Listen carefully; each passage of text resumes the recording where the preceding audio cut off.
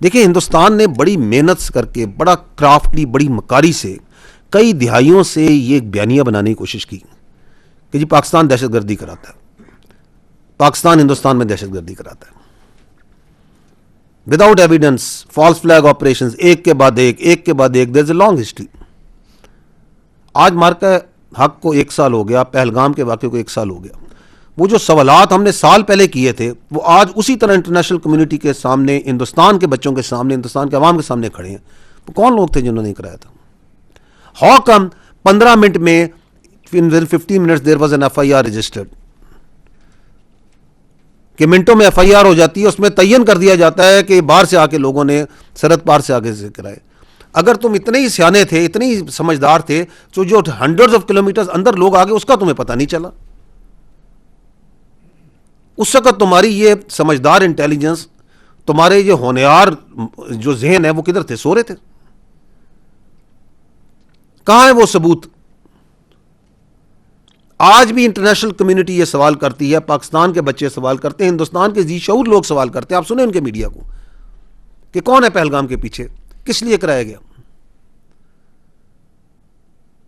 And once they struck our mosques, our civilians, our women and children, next day आपके minister information क्या लेके नहीं गए media को? आप में से लोग बैठे हुए जो जहां गए, इंटरनेशनल मीडिया के लोग गए उन तमाम मसाजिद पे, और ये सवाल उस दिन भी उन्होंने पूछा था, आज भी खड़ा है कि बताएं वो कौन से टेरर कैंप्स हैं, ये किसको हिट किया इन्होंने?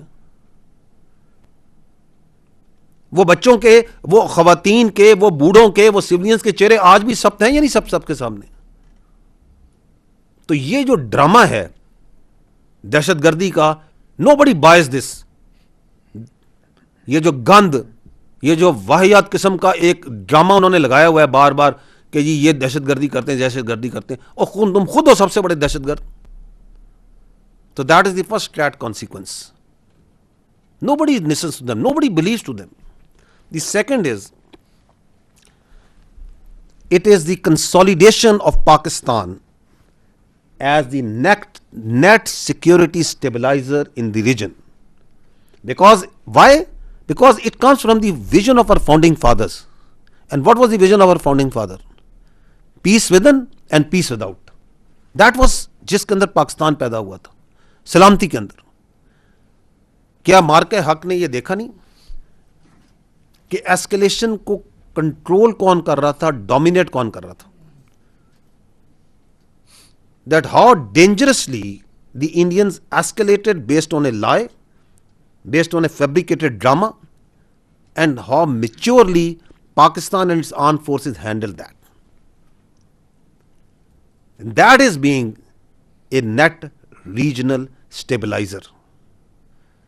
कि आपने रीजन को स्टेबल रखना है, आपने एस्केलेशन को रिस्पॉन्सिबली कंट्रोल करना है, ना कि रिटोरिक में, पोलिटिसाइजेशन में, और अपने इमोशंस में, और अपने सियासी मकासद के अंदर आके पूरी रीजन को, पूरे खित्ते को, इंसानियत को जो सा है खतरे में और एक दोज़ख के अंदर डाल दें। और वो जो हिंदुस्तान ने अपना एक पर्सपेक्टिव बनाने की कोशिश की थी कि हम इधर पता नहीं किसी किस्म का नेट सिक्योरिटी प्रोवाइडर हैं, where is that concept now after 1 year? इस वक्त भी आपकी रीजन में अगर स्टेबिलिटी का सबसे बड़ा एम्बेसडर है, उसके लिए सबसे ज्यादा कोई कोशिश कर रहा है, कौन कर रहा है? It's Pakistan and it's leadership. So this is the second strategic consequence of that marker. Coming to the third, and this is related to our eastern neighbor, unfortunately, and that is the politicization of Indian military leadership and militarization of Indian political leadership. Now this is what's happening over there. अगर आप इस 1 साल को देखें तो किस तरीके से हिंदुस्तान की जो प्रोफेशनल मिलिट्री थी, the tense is important over here, how it has been unfortunately politicized. उसकी कई मिसालें आपको इस साल में मिलेंगी। You heard there air chief marshal one day, few months down the line after मार्के हब, waking up one day early in the morning and coming के जी आज मुझे पता चला कि मैंने भी कोई जहाज गिराए थे। अच्छा भला प्रोफेशनल सोल्जर है, that is that is what is it, that is politicisation of the military leadership. कि उसकी मिलिट्री लीडरशिप का जो गंद है वो उस सोल्जर पे डाल रहे हैं कि जाएं जी जनरल साहब, जाएं एडमिरल साहब और जाके आप बता दें कि जी हमने जहाज गिराए थे। Why you trying to make jokers out of your admirals and generals and marshals? Don't do that. क्या आपकी फौज के किसी एक अफसर ने इस पूरे साल में कोई एक पॉलिटिकल लीडरशिप का बयान उठाने की कोशिश की? We have placed the facts as they are, the way the facts were on the day on 6th and 7th night, the way they were on 9th and 10th, the way they are on today after 1 year. That's the way they are. And at the same time, जो उनकी सियासतदान है